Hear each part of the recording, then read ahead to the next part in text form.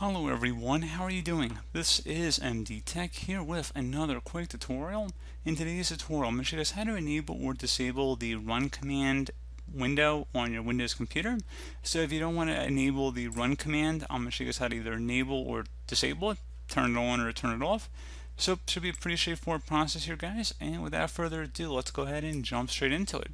So we're going to start off by opening up the start menu, type in Regedit, so R-E-G-E-D-I-T. Best result should come back with Registry Editor. Go ahead and right click on that and select Run as Administrator.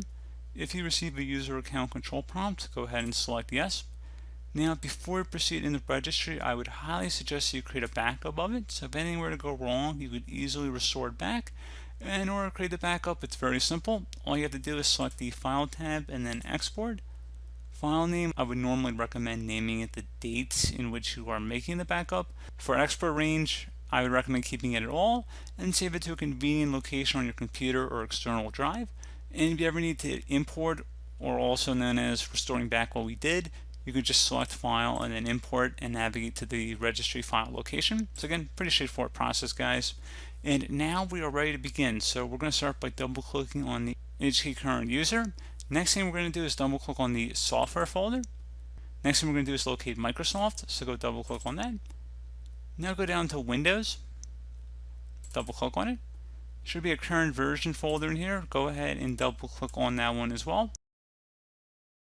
Policies folder now, go ahead down to that and just left click on that one time. Right click on the policies folder, select new and then select key.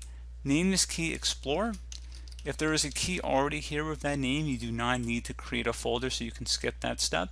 And if you are lost, you are welcome to rewatch the video, or you can just pause the video and take note of the file path up at the top of the window here. Clearly outlines every folder we've gone under and each subfolder.